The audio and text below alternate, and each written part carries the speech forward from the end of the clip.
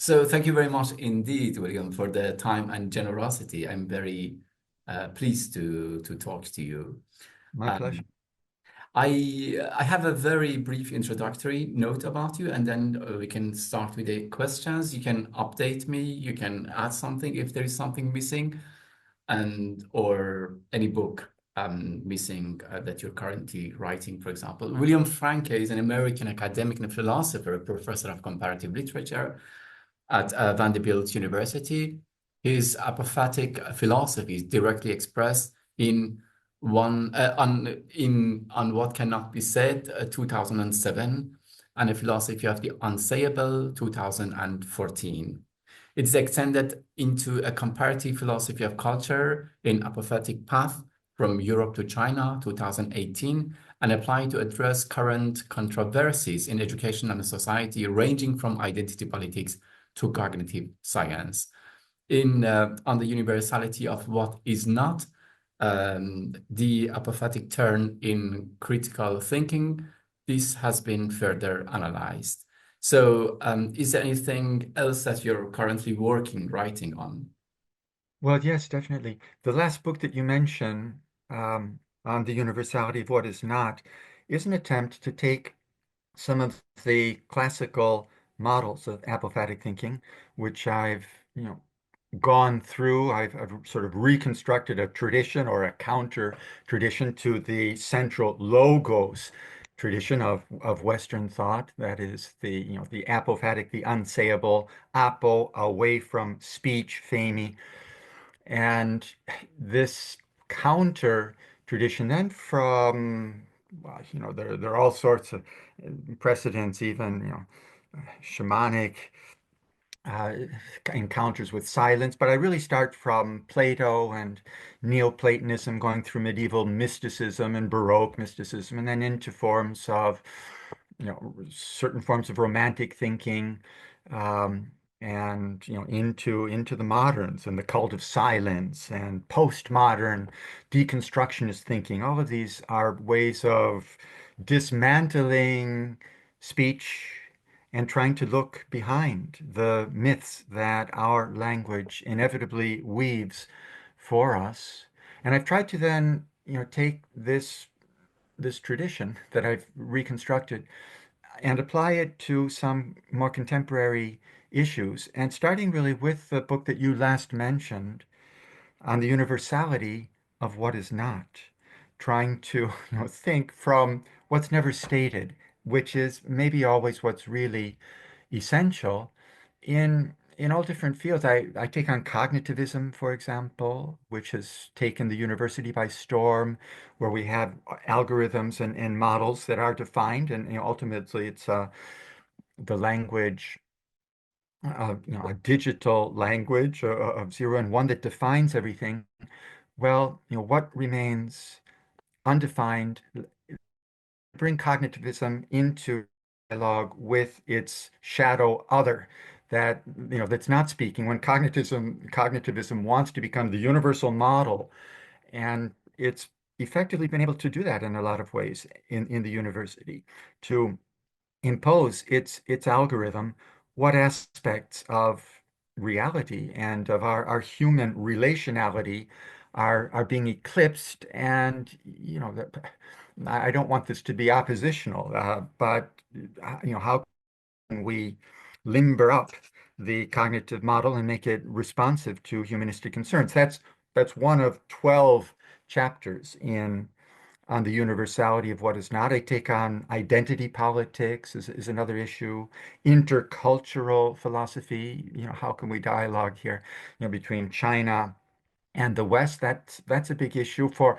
actually another you didn't mention, apophatic paths from Europe to China. I think I didn't hear, but that that is the more extended treatment of the intercultural aspect of my model of apophatic thinking. I wrote that. I spent 3 years teaching in Macau and Macau. actually, yeah, constructing an intercultural philosophy program in Macau, the gateway between the East and the West, Matteo Ricci, all of this history. And I I worked really from Taoist, Confucian forms of apophatic thinking in comparison then with the Western models that I had been working on up to then. And so, you know, too, is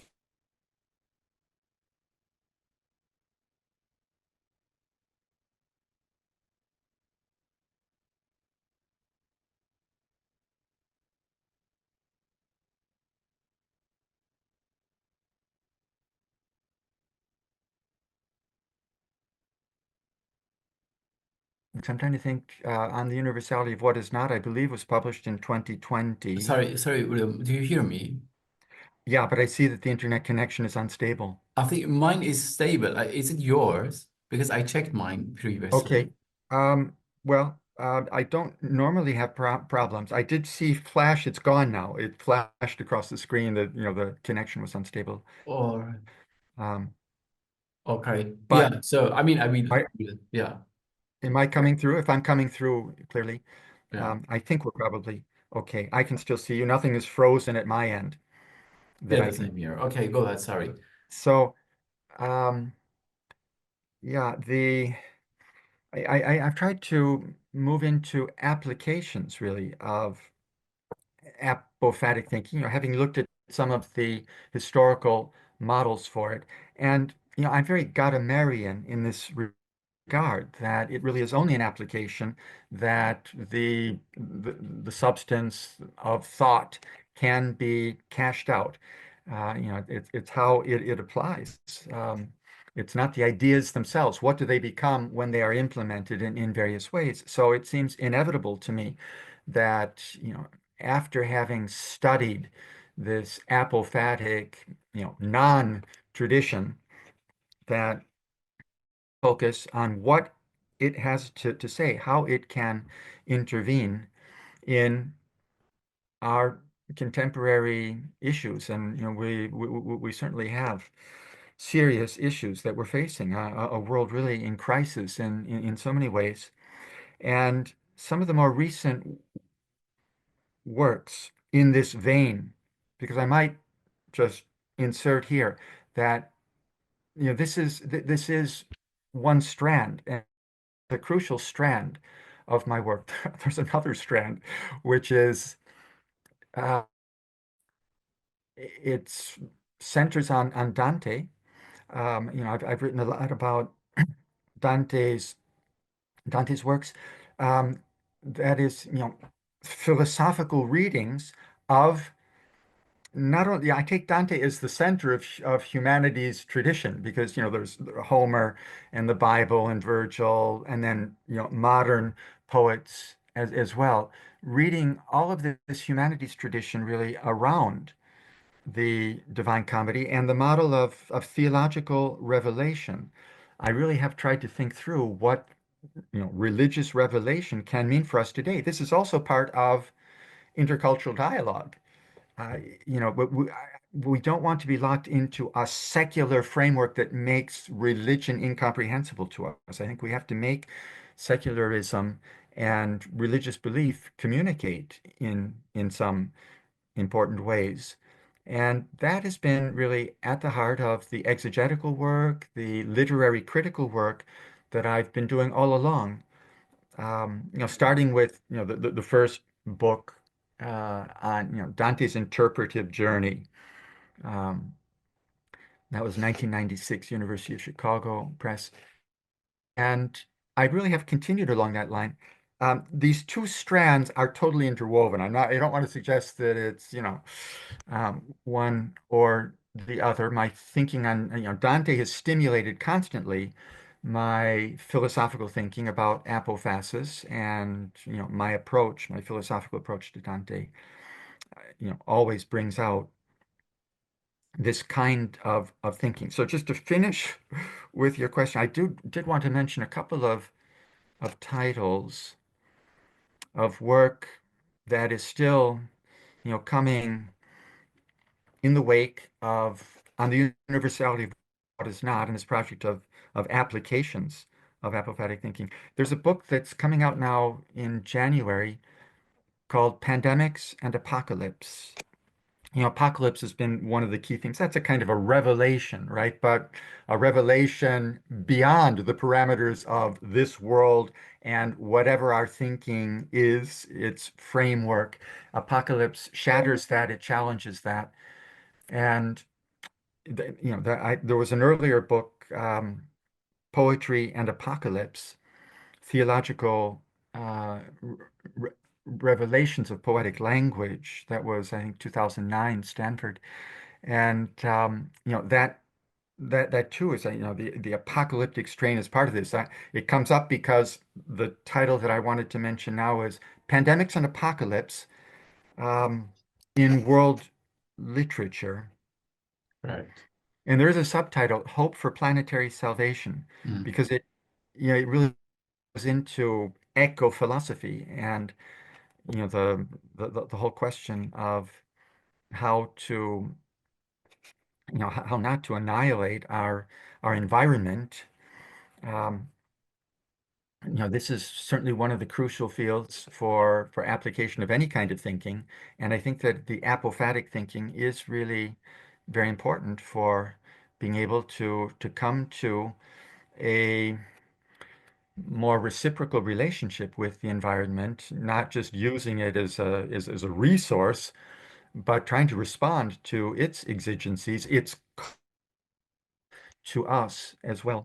Right. And I do also try to take on, social issues. I mentioned identity politics. There was already a chapter in the 2020 book on the universality of what is not.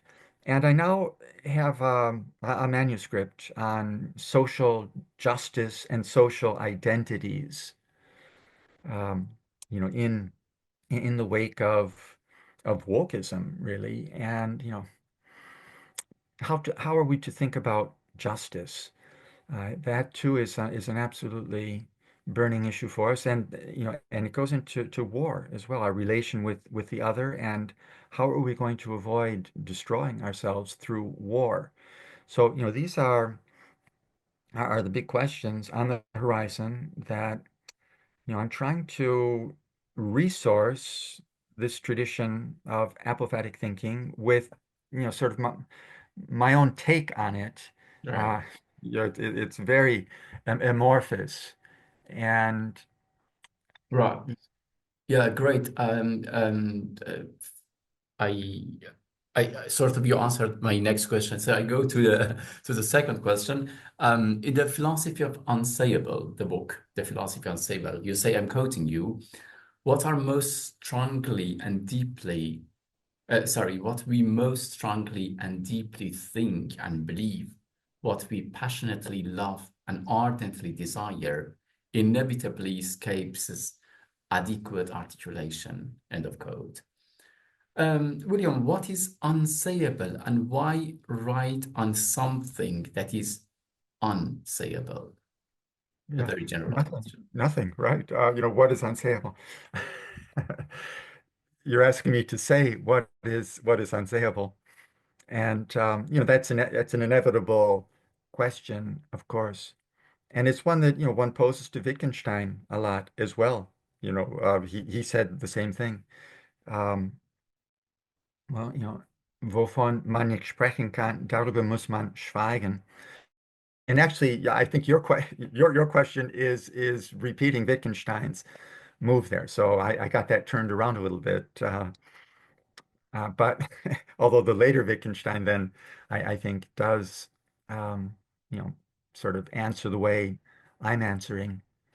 Um, so I guess what I'm bringing into the open is a kind of indirectness in language that what we say, we formulate a question, and we do try to be direct. I think that's important, but I think it's impossible as well for that directness, um, not to be derailed in certain ways. We're already different individuals, two different minds. What resonates in your mind is not exactly what I was thinking. And okay, so one could say, well, sure, there's some marginal difficulties there. Um, I want to treat, I guess, those marginal difficulties as having more significance than they do if we want to sort of railroad everything into some sort of an exchange that, that can be, clearly mapped in rational terms. We do that. We have to do that. Our discussion proceeds that way. And yet we have to be able to take account of what we're excluding. This is the very nature of language.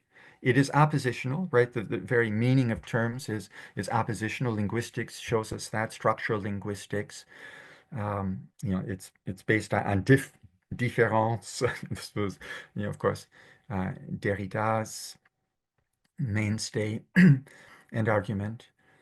If we if we're not able to take account of what is excluded by our discourse, really by any discourse, we end up being constantly, astonished. Uh, the example that's on my mind, this week is, after the American election, how could Trump be elected? Everything that was being said over the media was, totally against Trump. And yet he turns out with, a substantial majority of the votes. Nobody I talked to would admit to, having any sympathy for him whatsoever. And I don't want to derail us too much on this topic. I just, my father, for example, who he's never voted not Republican in his life, he voted for Kamala Harris. He was, if you watch television, um, that was really the only choice. But there's a real décalage, a real disconnect between what is projected by the discourses of the media and what people, especially working people, and when I say working people, I don't really mean university professors and journalists, but on the ground, more menial, working in rural areas, they have a totally different experience. So, now I, I'm getting a little bit off the track here, but just to give some indication of, you know, I do want to reach into these kinds of issues. I don't have the answers on them. I do try to bring a an idea of what thinking is and sort of a different idea from our normal assumptions and how thinking works. And all of this is trying to answer your question, you know, um, Sure.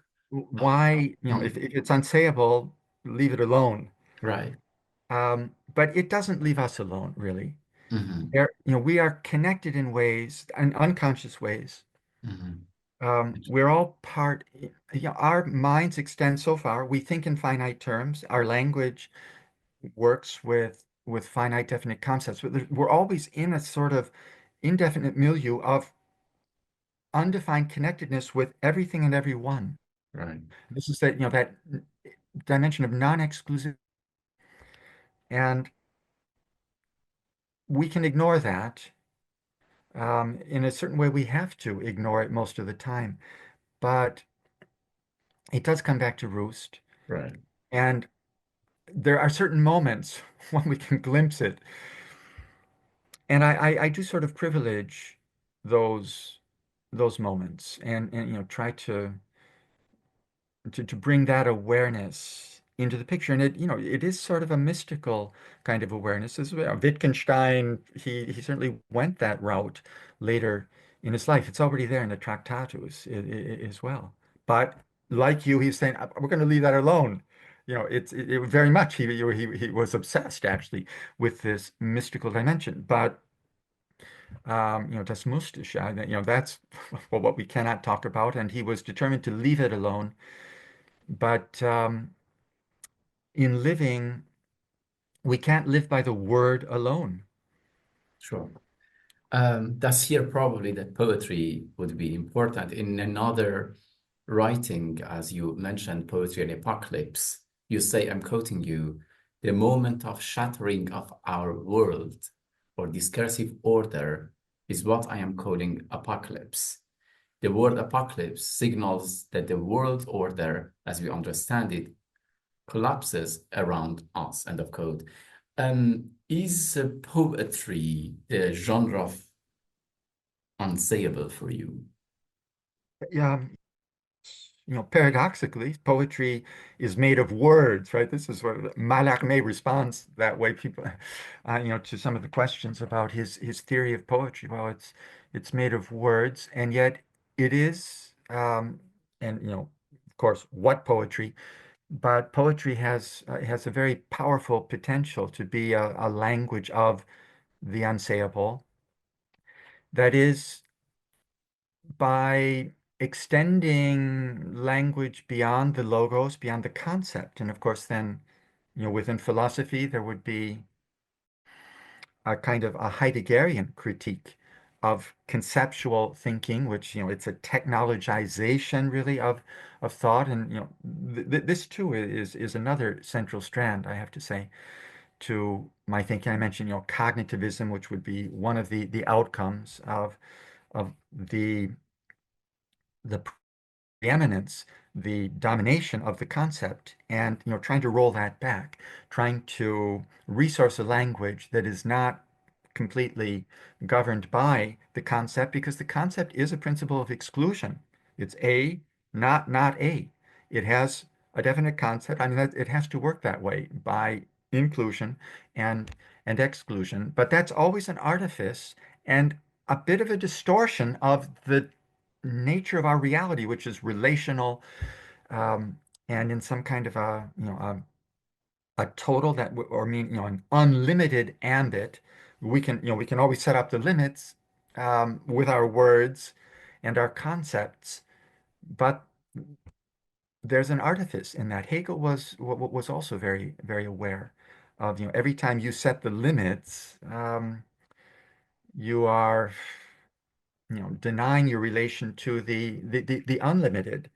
He's an interesting figure because he's one of the in some ways maybe the apotheosis of the philosophy of the logos, and at the same time in some ways a thinker of the infinite, and an apophatic thinker. He's he really can be played both ways. There's been an interesting effort to recuperate Hegel um, in sort of post-modern thinking. Zizek has certainly been a part of this against the system of the logos, putting everything in its place. And yeah, poetry is absolutely crucial to me.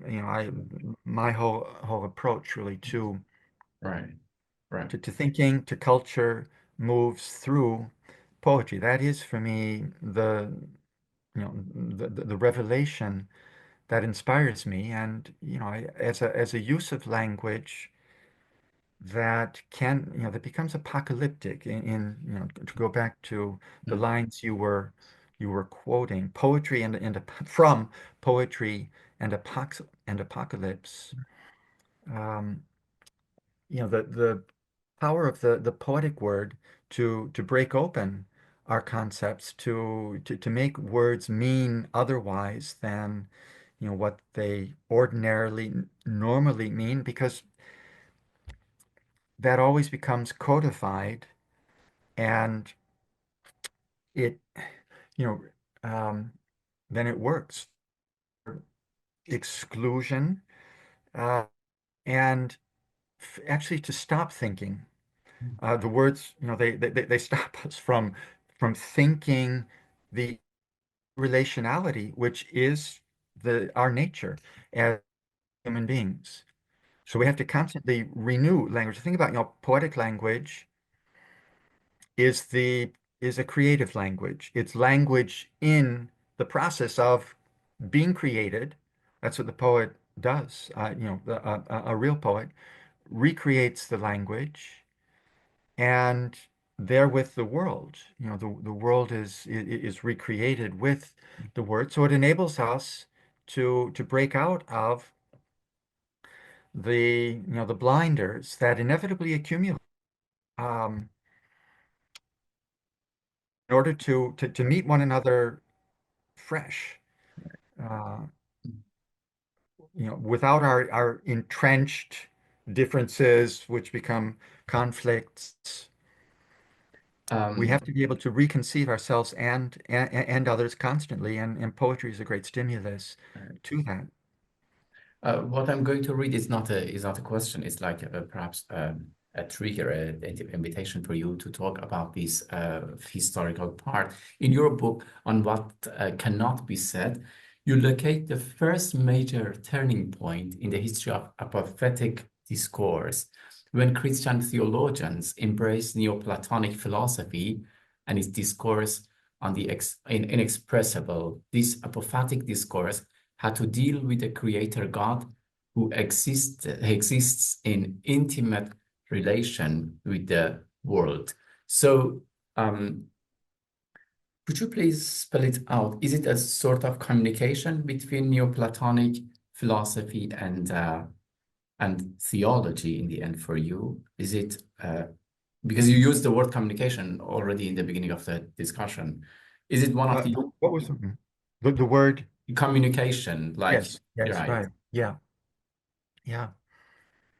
Well, no, that is a crucial historical juncture. Um, there is already a Greek theology. Werner Jaeger wrote on the theology of the pre-Socratic, der Vorsokratiker, the pre-Socratic think. They were thinking think theologically. I think, the most basic thing to hang on to is to try to think from the source and origin of everything. If there is a source and origin now, at least we have that idea. We can try to think of a source and origin, and then we can try to critique that idea as well and say, well, that idea can never be quite right. Um, but I take theology in ancient Greek philosophy, as well as in early Christian theology, and those were the Greek fathers of the church. They were steeped in Platonic and in Neoplatonic philosophy, and they're trying to think from the origin of all. I would link this then to what I was saying earlier about non-exclusivity. Somehow or other, everyone counts. Everything counts. Everything that is and that can be. And we have to try to think all of this together. That is an open, you can never encompass it. If you do in any concept, then you do become exclusive. But you have to think in openness to every other, every possible other. Um, and I think we find this potential for thinking in all traditions. Um, there we were. I'm working with a certain Western tradition, Neoplatonic philosophy, that's then appropriated and built into Christian theology, but especially Christian negative theology is what I'm going for. I would find equivalents for this in the Upanishads, in the Taoist thinking, certainly in the Quran. There is a lot of a strong negative theological sensibility as well.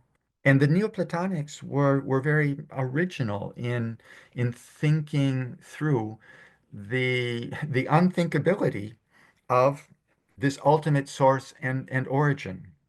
And that I trace it up to Damascus in sort of the sixth century. Um, you know, I think maybe slightly after Dionysius the Areopagite, but realizing that this ultimate source and origin is something that we cannot articulate, and being confronted with that impasse is crucial to resituating us in our thinking vis-a-vis one another, vis-a-vis those that have a different point of view with whom we're going to enter into dialogue. Now, when you raise, this issue of Christianity, um, which I think it's become a sensitive issue. I've been thinking because of its pretense to universality. All right. I was trying to think, why is it okay at the university to, you know, to slander Christianity, but not and any other um, religion, that's a grievous offense, heinous, um, against some kind of, against minorities. I think the only reason why people feel that Christianity is different in Western culture is because of the pretense to universality. I might, just this is maybe parallel to what could be said about whiteness. Why is it okay, you know, um, to be anti-white, but not anti anything else in large swathes of I would say maybe university culture. That's sort of the origin. It's because of the pretense of Christianity not to be a specific particular determination, but to be, the general ambience in which, everything else is articulated. And that, it's objectionable, uh, realistic, right? If there's, one category that alone, that has this pretense to universality, where, universality should and has to belong to all, without any kind of discrimination. And when there is that, then we see, well, okay, so we have to battle down the paradigm that is asserting itself as being the general paradigm for all and universal.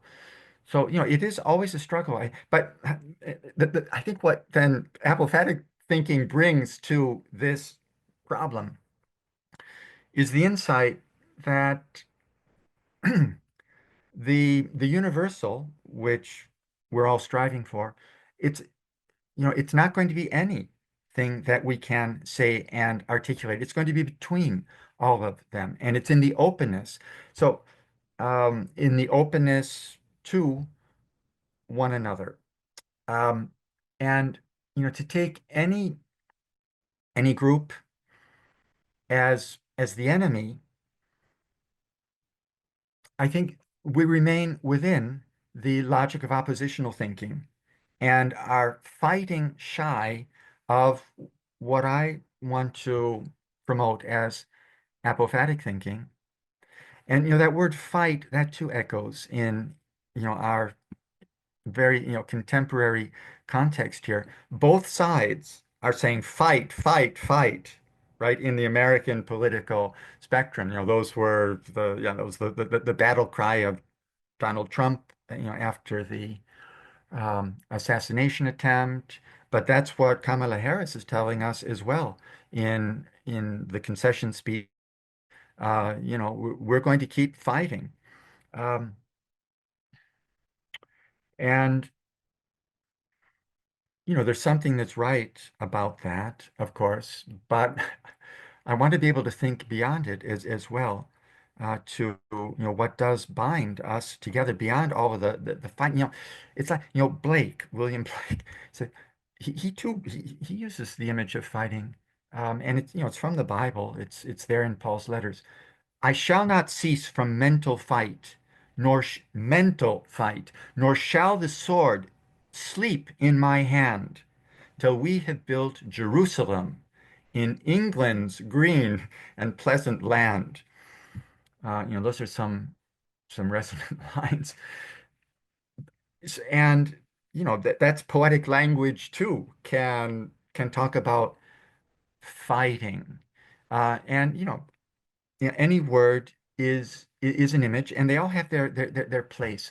But that mental fight, it's a fight against oneself, I think, and against the exclusions, the prejudices which are part of ourselves. We have to fight against that in order to achieve really the universal openness, which is the call of humanity and the only hope for survival for humanity in this world of conflict, which is tearing us apart. So, just to give some indication of, what I see as being at stake in apophatic thinking. Right. And, Right. I use, Yeah. Yeah. Sorry. Yeah, I mean, I found it even quite relevant. Yet this is again a kind of invitation for you to expand. You believe that apophatic discourse leads directly into philosophy and theology, from German idealism to contemporary forms of phenomenology, which are focused around the question of difference or difference, as you say. Yet you assert that difference cannot be the end of the story. What do you mean by that? And I would be happy if you also somehow depict a trajectory that brings you from negative theology to contemporary philosophers and writers who are not necessarily believers. oh, absolutely. Yeah. Um, Believer, and I guess I'm hearing believers in religion or Um, we have to be non-believers. I think anybody who believes in a religion also has to be a non-believer. This is apophatic logic, right? It's the self-subversion of whatever your affirmations are. You have to be able to see beyond them. So, to believing and non-believing, in some ways we do have to believe as well. We have to believe in ourselves. We have to believe the in the future. We have to believe in others, but also with a critical awareness of the limits and a kind of non-belief and a non-belief in what we believe. This, it's a coincidence of opposites is, one of the figures for apophatic thinking. We associate that with Cusanus, right? Nicholas of Cusa. It goes all the way back and outwards in Eastern forms of apophatic thinking are very strong in that as well. I think that too is part of the answer I would give to we can't stay, we can't stop with difference. Difference is what propels us forward. Without contraries is no progression. That comes to mind because that's Blake as well, without contraries. Um, but we have to really, we have to aim at some kind of common ground and, respecting difference. But difference, I don't think is ever quite ultimate. Um, in some ways, it's an abstraction. I mean, if everything is one, it's certainly a mystical view, the differences that we perceive that we make, any difference that is linguistically defined is something of an artifice that is resting on and suspended over a I won't say sameness. Um, it's the undefined in which all exist and are suspended beyond the differences that define us, that differentiate us. And the particular difference that your question aimed at was that between a secular mentality or, believers. Believers would be, I suppose, religious believers. And, I want to identify equally with both sides of this divide. I've maybe spent more energy trying to render intelligible religious forms of belief within the secular culture of the university that I've worked within um, over decades.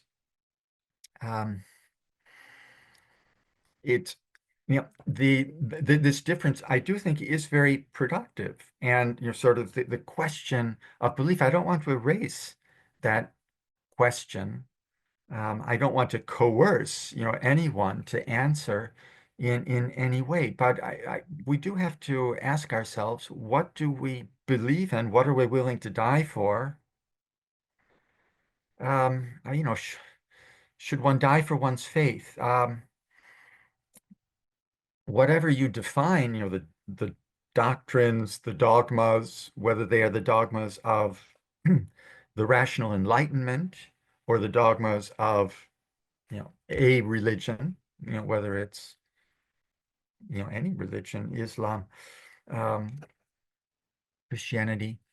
Um, I would want to be able to take a step back. It's not really about the filioque. This was the great divide between Orthodox Christianity and Roman Catholic Christianity. And a lot of people died for that or over um, I'm trying Luther, hier stehe ich, uh, whatever the dogmas that that would then be used as slogans to go to war about. It's not, that's not the belief ultimately. That see, in a certain sense, I guess I would find in every believer, um, you know, in every believer that if we really, what is the root of this belief? And there's unbelief. I think if you critique the terms in which it is formulated, this is the process of negative theology. Let's say any terms that you use to define your God are human terms. They're inadequate.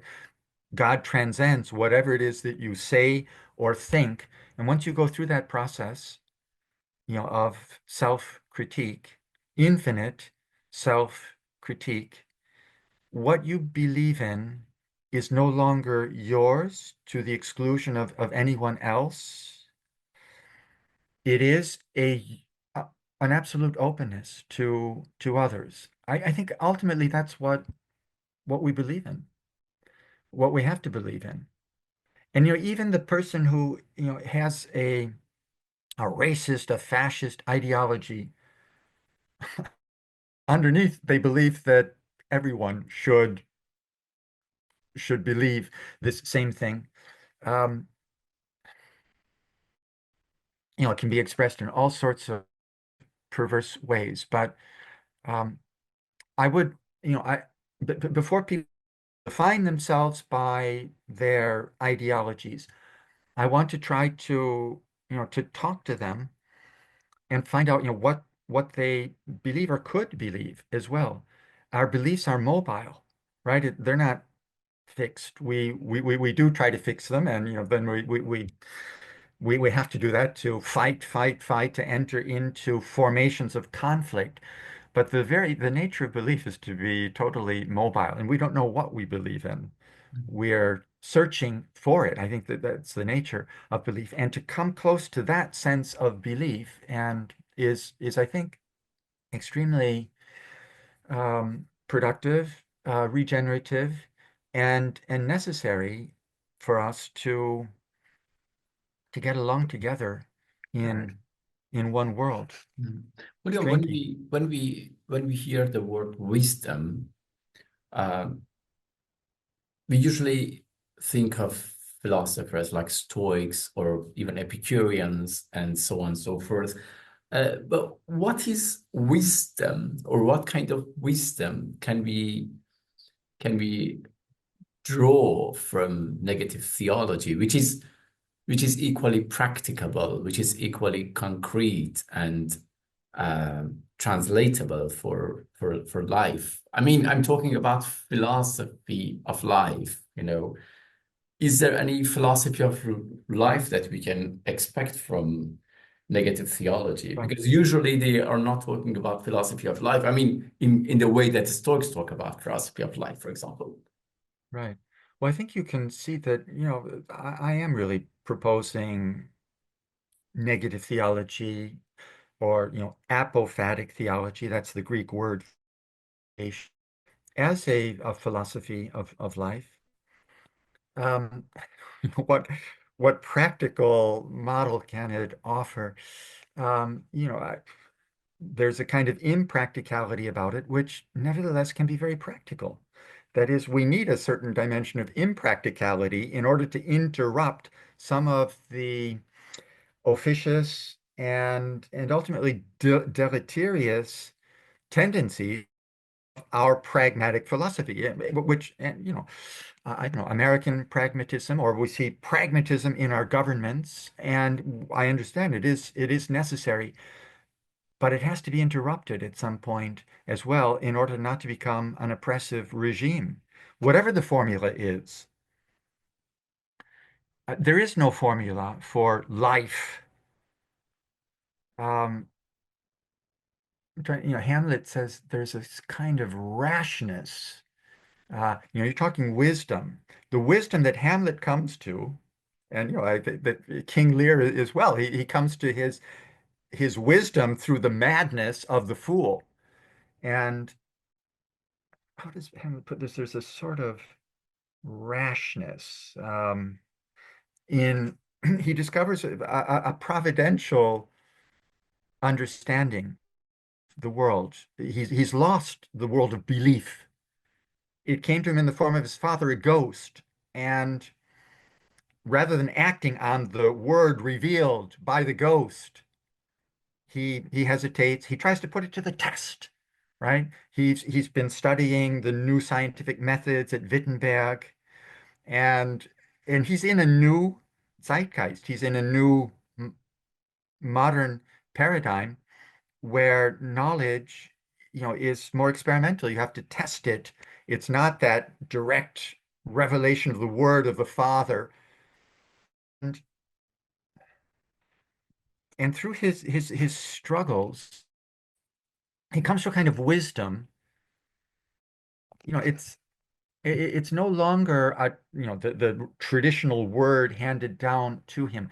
It's being alive. This is his philosophy of life, alive to time and circumstance, what happens, but responding out of an infinite openness. Um, there's a lot about time. Um, in the play, of course, it is an immersion in contingency. Now, there's something that's pragmatic about that. That is taking, the immediate pragmatic world around us, absolutely seriously, and not trying to impose a formula from without. Um, we have all of our ideals, and I'm thinking, the way Europe reacts to our world crises on the basis of humanistic ideals, which I share in, and there's so much a part of the tradition that I revere. But you need the negative element that says, those ideals, um, you have to be willing to give up your formulation of them, to let them emerge in pragmatic situations. How to, um, and I think it's not on the basis of saying, you know, that one side or the other is evil, like, I don't know if it's Russia or Vladimir Putin. I think we have to leave all of, we have to leave the openness of uh, of life and humanity. Any individual is not just one thing. Any individual is an infinity of possibilities. And, how we interact with those individuals and with those um, political formations that's going to determine how they determine themselves, and what they send our way. So we begin in a self-critical mode, um, displaying a kind of openness, and of course, there are limits. Sometimes I have to say, all right, this is not the most appropriate approach at every phase. Um, when Israelis and Palestinians are locked down in combat, you have to start much earlier building building this mutual respect, and infinite openness towards one another when it's possible. And it's, you know, I can see it's not possible at every stage of the historical process. And we do get locked into battles that, you know, have to tragically be fought out. But let us not lose the vision of a, you know, I won't even say a united humanity, of an open humanity. Because, you know, not that we're united, um, it's really in, you know, in undoing any terms, any unitary terms that we become open to one and all. Right. Yeah. Yeah. Great. Thank you. Um, uh, you, I mean, from the article Turn of Philosophy to Religion, I'm quoting you, like so many modern poets, Salon and Jabez constantly point up the limits of language, recur to the motif of silence, and even more tellingly, write in an aphoristic, elliptical style that effectively leaves unsaid the main target and intention of their problems, a poem, sorry. It is only by moving away from and withdrawing before what they intend to say that the unsayable burden of their poems register at all. Um, I want to ask a question in this regard, this beautiful quote from this um, rich article, that can we agree, William, that as human being in our real, like, historical material life, can we agree, can we believe, can we agree, can we imagine, can we consider that not every unsayability, I'm talking about human lives and political human lives, that not every unsayability are seen or taken seriously. Even in unsayabilities, there are some which are registered, are some which are sayable later, and some which are never rendered sayable. Can we say that there is another stratum, another more sophisticated dimension there, that there are lives whose unsayabilities remain forever unsayable, and there are lives whose unsayabilities get said at least later? I think that's why an apparatus, like for example, I mean, first let me ask this question perhaps before like going further to another question. So uh, I think even when it comes to unsayability, I think there is a spectrum. There is a spectrum of unsayability, and I think we agree that there is not like either or when it comes to sayability. There are those who can like make it sayable after a while, after a generation, after generations, and there are those who are doomed to to remain unsayable. Yeah, no, that's a very interesting way to think about unsayabilities and, you know, already pluralizing it. Yeah. And, you know, makes quite a difference. And I do, you know, really welcome that avenue of exploration. What I would add to it is the idea that there's also a kind of uh, face to face with the absolute. The language that you're elaborating of unsayabilities and differentiating between types of unsayabilities and, you know, some delay, deferred sayabilities for later, but then you do also say maybe some that will never, you know, and I think we're just talking about some lives that you will never be for, you know, remembered, never be. Narrated or That's right. And no, you know, that is, those are very, you know, provocative, meaningful distinctions. Um, and maybe what what you might be tempted to eclipse in following your train of thought is what I'm calling a dimension of the absolute. Um, and I'm calling it that, but I have to uncall it that. It doesn't exist as such. Um, and yet neither can we reduce unsayability to the string of unsayabilities that you're articulating.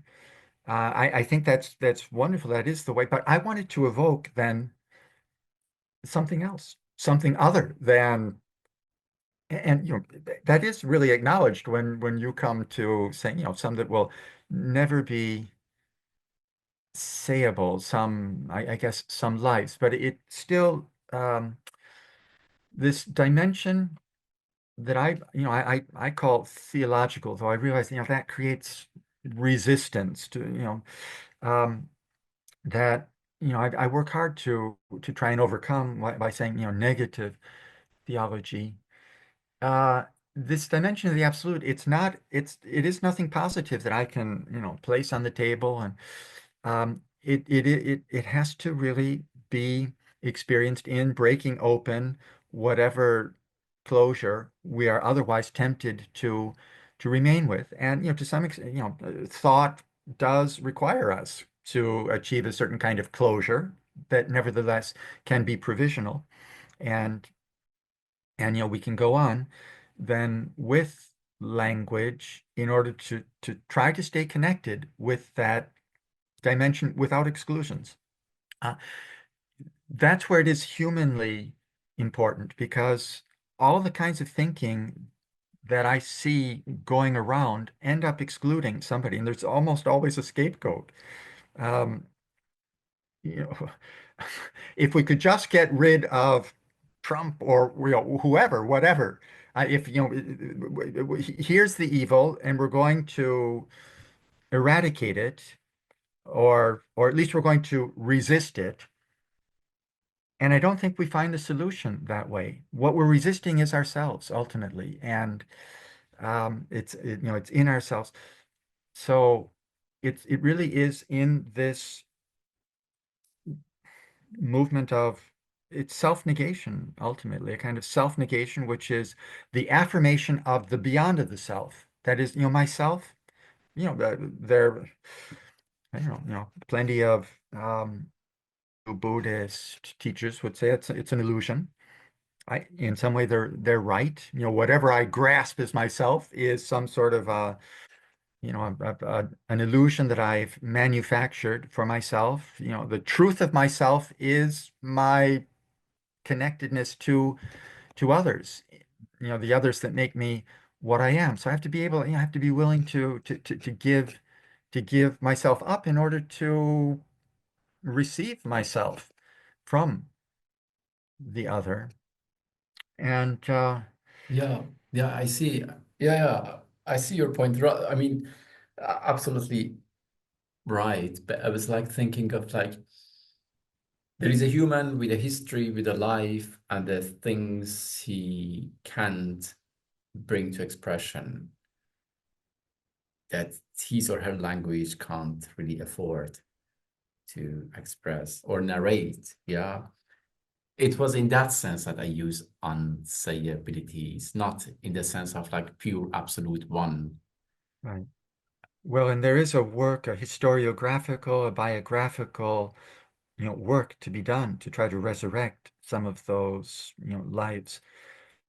And, that can be as well. Uh, and, all honor to that. Absolutely. Um,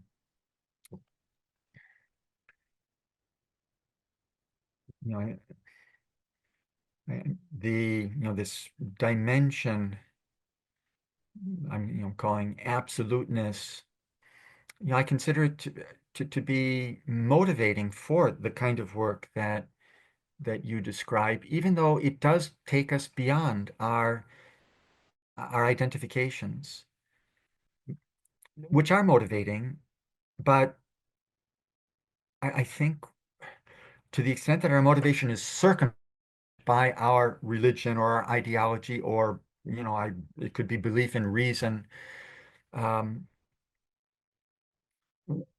I think we're less motivated than we should be when we really are open to all and to the whole. And it's, it's not even just our species of human beings. It is Yeah, yeah. I all, mean, I definitely agree. Again, I really agree with you, but because it is not, it doesn't happen among humans because there are always like priorities, there are always discriminations, there are always those who are right, right. more significant, more essential. It never happens in the end of the day. And that's why I Right. was thinking that Yes, that perhaps that's why an apparatus like the like Persian Sufism or mysticism, for me, as far as I understand it, has a recourse uh, to mystery, to a silence, to something that does not even wait to be said. There is something there that tries to, I mean, there is something there that even doesn't try to be communicated, is so calm that it doesn't need to be communicated. And even there is something that tries to, um, doesn't really try to be uttered, to express itself. Yeah. Even that attempt to be expressed is not there. Is not, I was, I really remember Persian poetry, like Persian lines that says that, okay, that is not going to be communicated. right. Well, the master of this vein of thought and poetry, as in my very superficial knowledge, is Rumi, right? And it's astonishing, even just reading in translation, how he is able to evoke this dimension of silence, we could call it, and you say, without even trying to articulate it. That's right. Um, I don't know. Are we always trying to grasp and to communicate something? And um, why does it have to belong to us at all? And this is the way of taking us really out of ourselves, beyond ourselves. And this happens in astonishing ways in those poems by Rumi, who I think is really taking up Mm. that Persian tradition that you're referring to. Yeah, I And, also, and putting it into a negative theological right, framework sure. as well. Yeah, Yeah, but yeah, but I mean, I go to that question because tragedy we also come into account. I mean, it can be also considered. But before going there, I was like, it reminded me of what you earlier said that um, it is only this mentality, perhaps this cognitivism, this pragmatic mentality that constantly tries to communicate everything because, and it's proud of its directness. A directness can be easily shattered. A direct layer that is a hollow sometimes. Like for me, of course, there are anthropological facets there. Of course, there are like ontological, anthropological, but even culturally, um, I have been on many occasions, I have been like criticized on not being completely direct. And of course, I understand the facet, like the behavior, like living in Berlin or Germany. Of course, I understand the behavioral side of it, that, okay, you have to be transparent. But I don't think like honesty means directness, you know? And the confusion of concepts here means that, okay, I have to really resist that kind of directness because that kind of directness is going to dry everything out of it. I mean, it's going to really, you understand what I mean? It's like it's not directness in the sense of facilitating the space for another person, but it's directness for my own ego. So I don't buy that kind of directness. right. Yeah. And this Because this everything can be dimension, communicated. The right, the given for that kind of the premise is that okay, everything can be communicated. There is nothing out of communication. right, So let's be right, direct about it. right. Everything can be communicated, and then we've reduced reality to just this congeries of things. we've imposed that framework on the real, and we've already then blended out, the connectedness between all of us prior to being one thing or another. And that's what I'm calling this dimension of the apophatic that I want to try and recover. And language encourages us to just talk about things, the things that can be said. Rilke even replies to the angel. Um, let's just talk about things. In the Duinezer Elegien, uh, Hug, Brücke, that's what language is designed to talk about. And nevertheless, what he's evoking is this unsayable dimension beyond the things that language can say, that's evoked by the very things that language says. And it's to be aware of that requires us to think sideways and not just directly. Um, and these are not solutions, and it's not against cognitivism. Look at what technology, the fact here we are, we're relying on this miraculous technology, talking across the world as if it were face to face. And, this is, overcoming time and space. It's sort of kingdom come. All of this is made possible by technology, which is miraculous, really, nothing short of miraculous. Uh, I'm not rejecting that, but I don't want to let that dominate the the reality that we live and breathe. And it easily does that because it's so overwhelmingly powerful. And we sort of worship power, but we have to remain reverential towards impotence as well, towards the impetus of language and our own impotence. I think owning that is the only way to stop to the extinction of the human race, really. If all of these power blocks asserting themselves over one another, it's a formula for mutual assured destruction. Mm, right.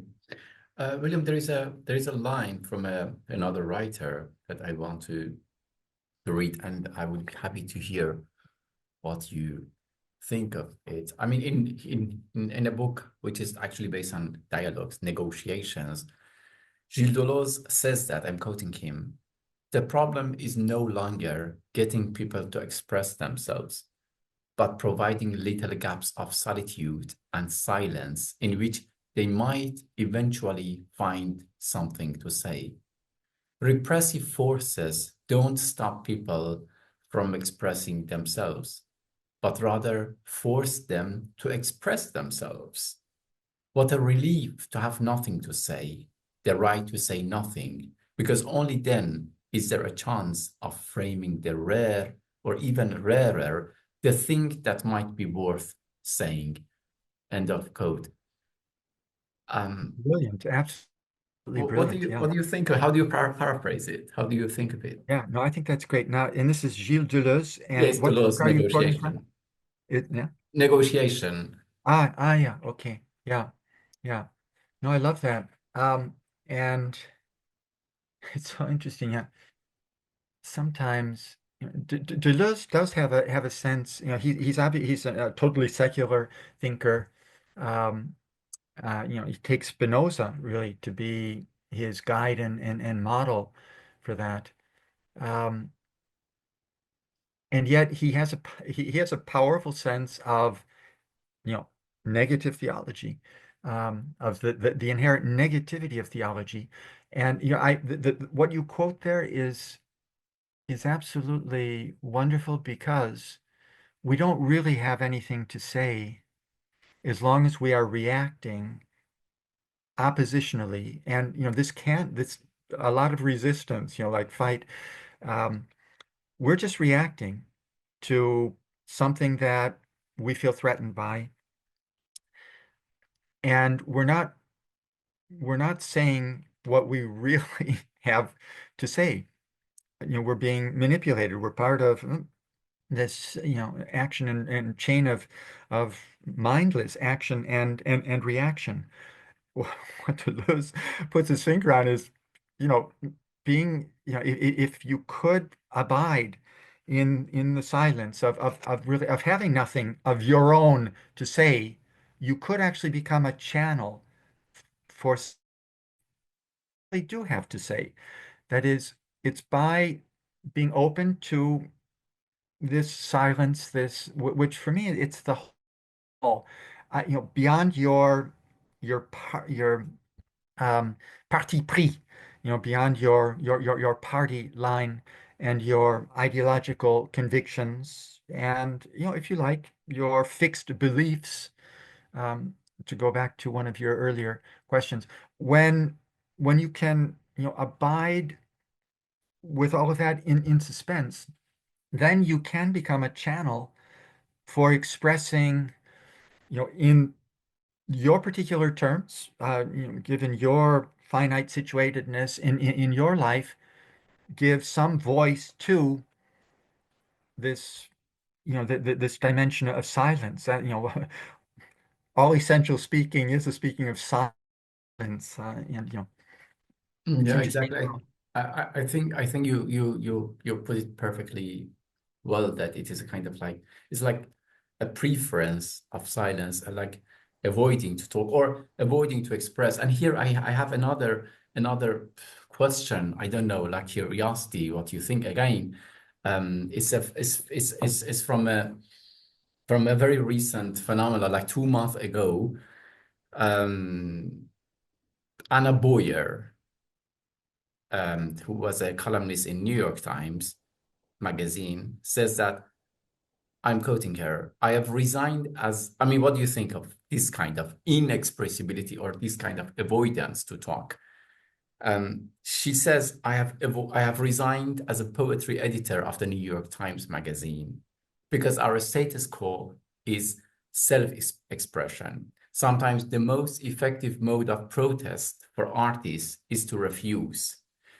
I can't write about poetry amidst the reasonable tongues of those who aim to acclimatize us to this unreasonable suffering.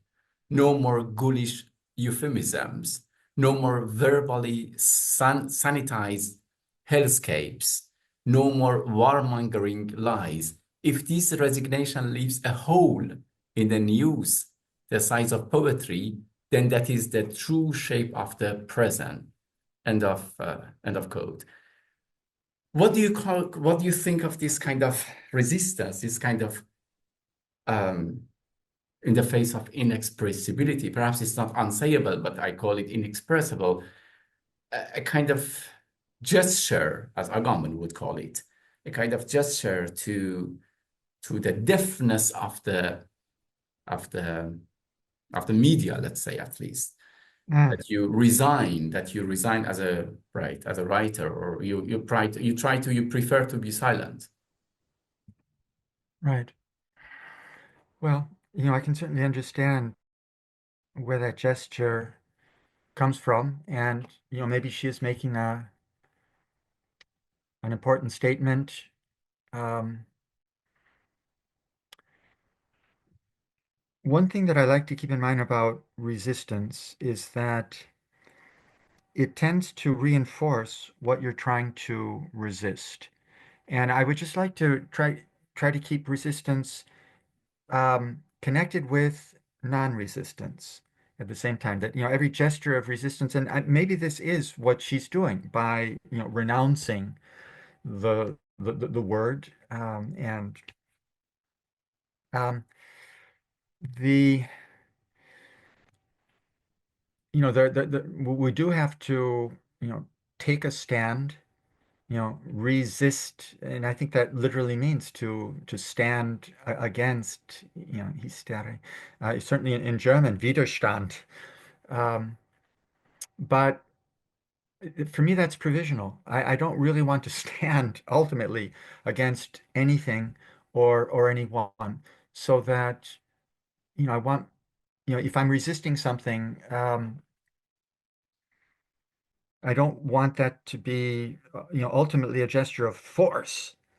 Um, and that the ultimate resistance is a kind of non-resistance, um, that is the opening to others. And, that has to be the way of dissolving, I think, the things that we're trying to resist. As I say, it's so, frustrating that when you do try to resist something that, you characterize as evil, that seems to reinforce it. And so, we need some kind of indirectness, I think, in resistance in order to make it effective. There is a book called On Resistance by Howard Kegel that is very powerful and I think in an apophatic sense, in analyzing, the dilemmas and the paradoxes of resistance, and how, you know it, um, the direct forms of resistance, sometimes they're called for in certain circumstances, but we really need other techniques and tactics, I think, in order to make resistance effective. And it's always, what are you resisting? Whatever idea you have of that, I think, needs to be critiqued and dismantled. Um, I find really interesting and inspirational what you said about um, this kind of indirectness. I mm, would be really thankful if you can just talk more about it and tell me, perhaps give us somehow some example in this kind of, I'm reluctant to call it, but as a tragic ignorance that is happening right. politically. Um, uh, what are the examples of a kind of indirectness that I Okay. find really interesting to Right. to know Right. more about? I What think forms of indirectness can you propose? Can you, hypothetically at least, let's okay. imagine. Right. Yeah. I would say that, to talk about indirectness, and to elevate it is a way of saying that this is not just about you and me, um, that it involves a much larger context. If, in this dialogue, to acknowledge the indirect, and I use this dialogue, or it could be a, the kinds of conflicts that we have going on, um, in the geopolitical sphere, and also, vis-a-vis the environment. There's a kind of war really against the environment as well. Um, and we try to deal with it directly. We hear that, the measures like, how many degrees can we afford? It's crazy to be calculating all of this. It's direct, direct effect of so many, so much carbon emissions. Um, Indirectness is an acknowledgement that all of our actions take place within a global context and uh, and a whole, even beyond what, I said global, okay, but, in the universe, um, we never have a conceptual grasp of the all, of the whole and the all. Um, so, indirect means allowing for the importance of the other.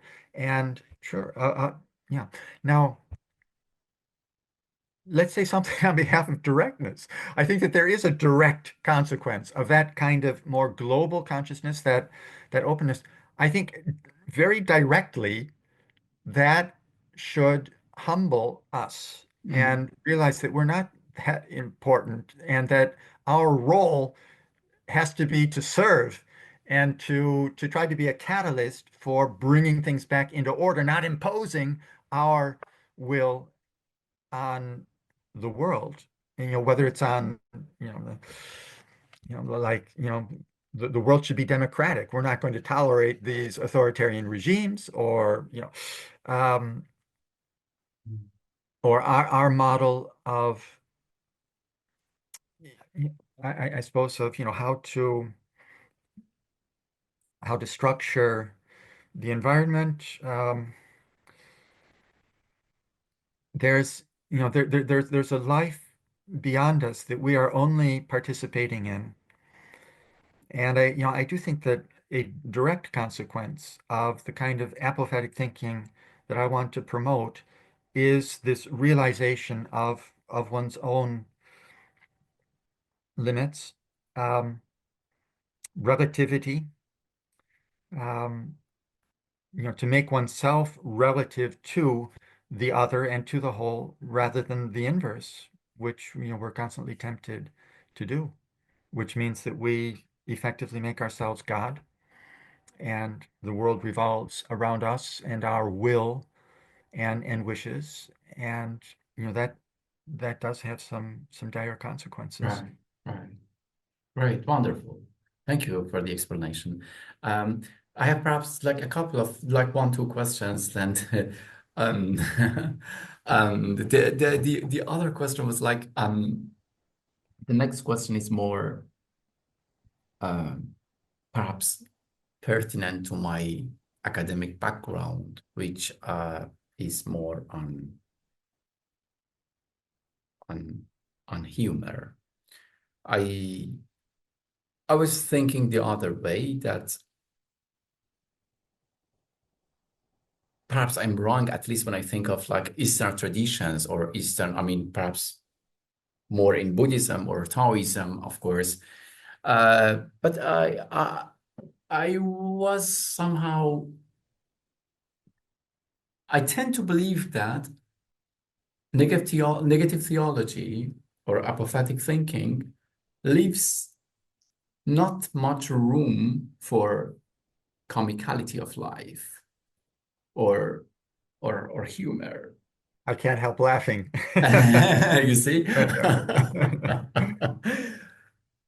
Yet we have writers who you write about, you talk about, we think about, including Samuel Beckett, Bergson, or I mean, not necessarily Bergson, but Samuel Beckett and Bataille, George Bataille, and they try to find a reconciliation between something unknowable and humor, between unknowability and inexpressibility. Um, so, do you think that, as usually the scholars of humor would claim, do you think that humor and comicality, and even don't forget Kierkegaard, Kierkegaard also writes about comicality and comic.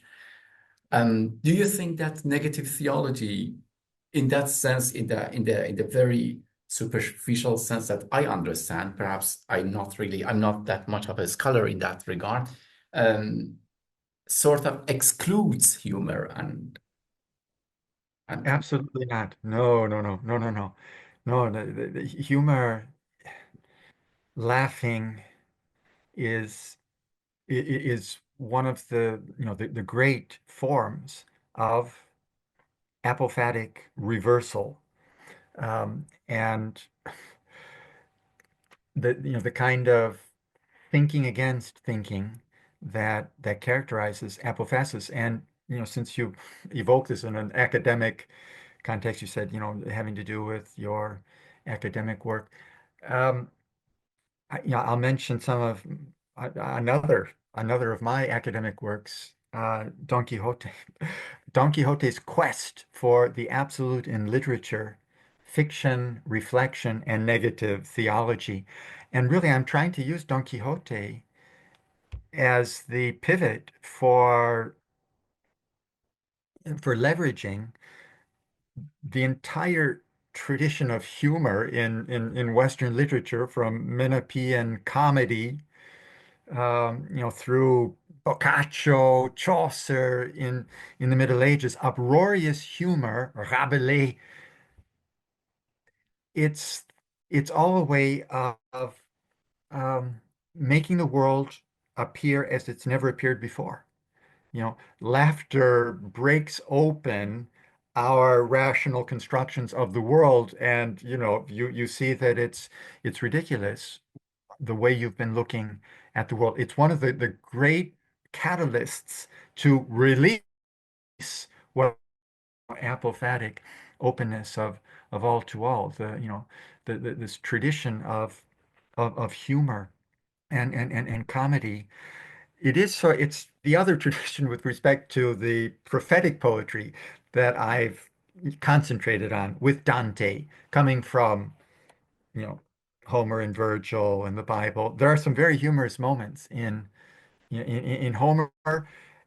Everyone in the hall where, the bard is reciting breaks out in uproarious laughter at certain moments. For example, the story of Aphrodite and Mars being caught in the net in their lovemaking by Aphrodite's husband, the smith. Uh, and this is just hilariously funny. And there are other moments as well.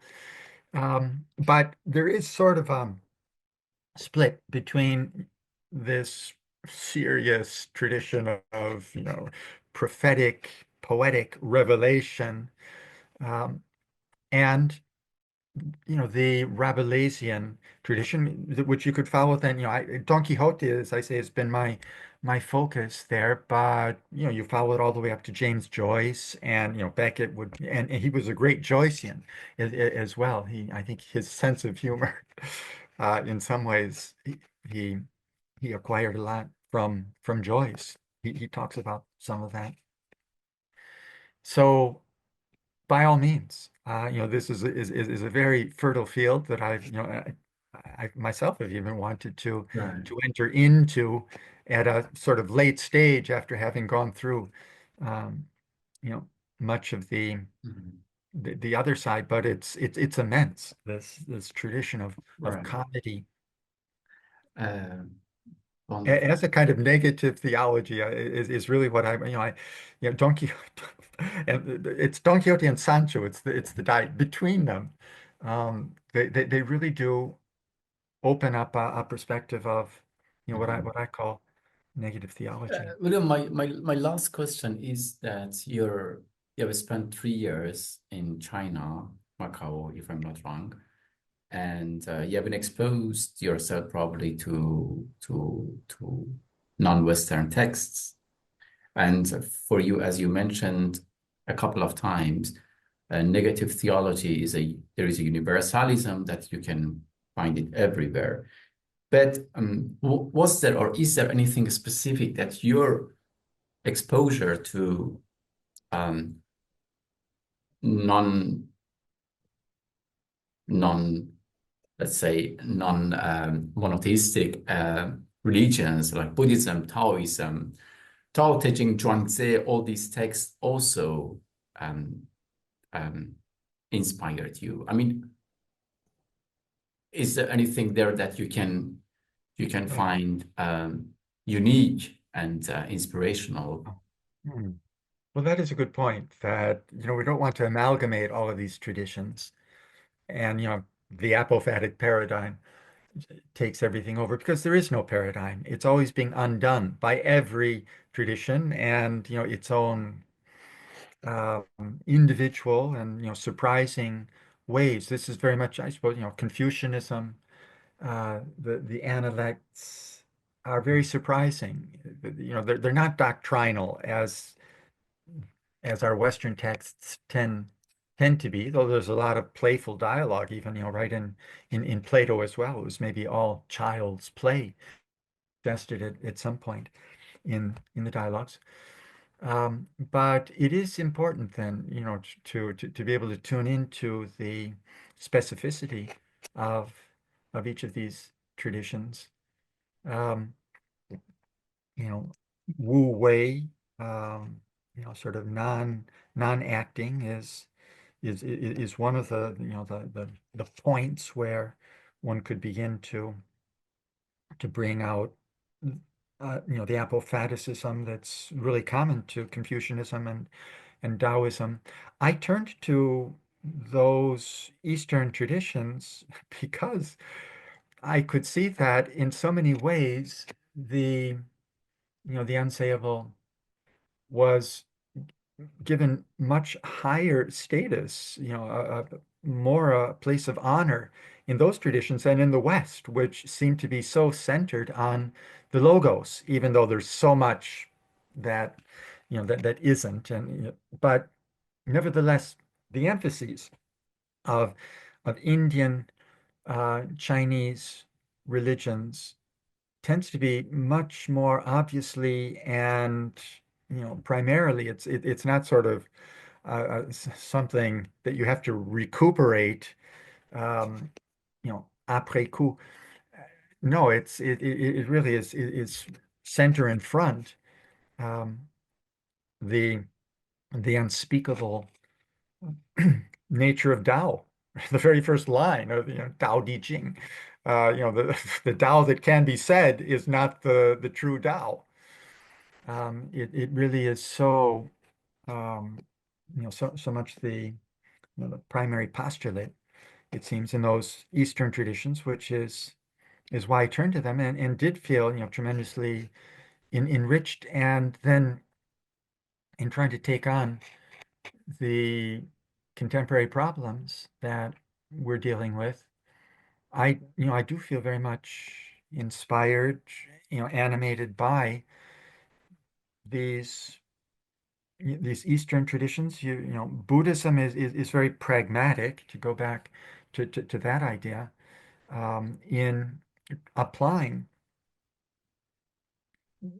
apophatic approaches. Of course, I say Buddhism, there's the in the West, it does it it is pragmatic. I think that there its very soul is about being here now and what we do in practice. Of course, then it's filtered into our Western Buddhism, our Western appropriations of it can denature it with a kind of pragmatism. But really, the reason I mentioned it is I do think it takes us this direction. Not doctrines and dogmas, but a really pragmatic approach. And a lot of the Eastern apophatic philosophy I find to really be strong in precisely this area of being able to practice and apply this kind of thinking, rather than Right. abstruse Neoplatonic meditations on the one beyond saying. Right. Wonderful. Uh, If I may, I can just like add one line and then I really leave. Um, it's very ad hoc um, moment of thinking with you. It's like a shared um, um, assemblage, as Deleuze would call it, between Mhm. us. Um, I was thinking about the emotions.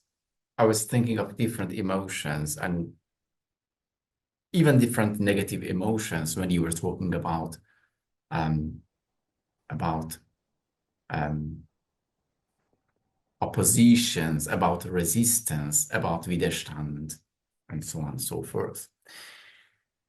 And I was thinking that one of the reasons, or perhaps let me reformulate it in a bit of silence in my mind, that I was thinking that in the presence of, or in the celebration of directness in life, emotions such as anger and ressentiment can be really bigger and more overwhelming. It is only in the indirectness of our presence and interconnectedness that we have with the world and other people, that this sort of negative emotions can be reduced. You see my point? Like when I see myself alone and direct facing to the problems as the only agent to solve the problem or even to save the problem, I think it is understandable that I would be more angry than when I think that I am not the center, that I am not the only person, that I am not the single agent. Right. Yeah. I think one of the Just reasons anger has been more and more in our life, anger, is that we are more and more direct in our life, in the sense that you were using the word indirectness that I really liked yes. as a Emotion is a capital. great resource, isn't it? And we need to be connected with our emotions in order to act humanly. But of course, they become negative and they tear us apart, and they cause some of the worst crimes, really. Um, how to deal with emotion. Blake comes to mind again.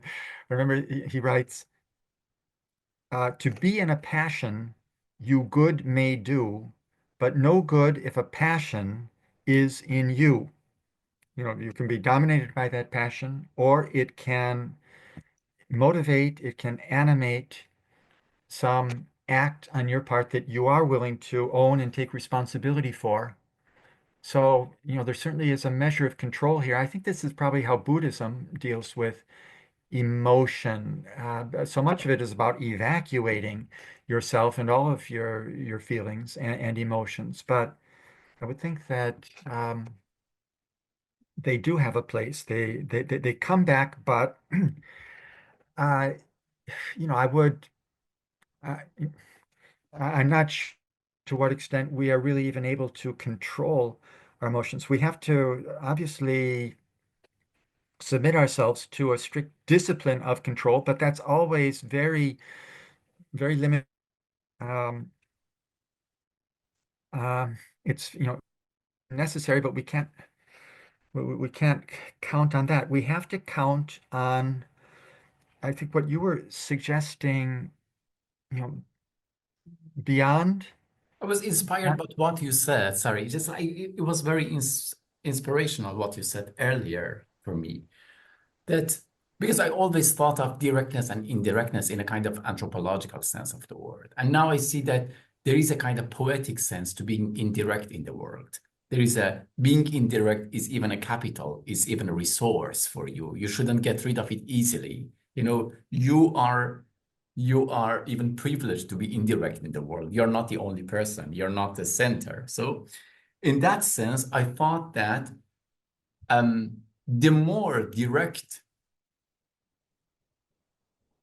you are, perhaps the more violence. Oh, I mean, perhaps instead of emotions, I should use the word violence. mhm, Because in the sense that so as long as you're more indirect and interconnected, then comes less violence out of it right. in a metaphysical sense. Yeah, that's a good point. Yes. Violence is always based on some kind of directness, if and that does mean targeting, right? There's the object of the violence. And if you can, see beyond the objectification that you have constructed of your enemy, your target, you can diffuse that violence and the emotion that that's propelling that violence. So yes, I do think that that's um, a very important maneuver. I would, I think it's hard to reject categorically violence. There's a kind of sacred violence that even Walter Benjamin Yeah. uh, picks up on this. A violence, it's not you because you're offended and you are going to do in your enemy, but a sacred violence is it's actually against violence. It's the violence against violence. Um, and there is a place for that. Then ultimately, of course, the goal and the object is peace and harmony. Um, but I don't want to take an oppositional stance automatically against, everything that is appears to be that is called violence. Right. Sometimes we have to understand, where that violence comes from. And we're all so hurt and wounded, really, as human beings in this world. Um, I think we have to really own that, acknowledge that, and rather than trying to be more powerful, you know, we're going to prevail, against the Chinese threat, or whatever.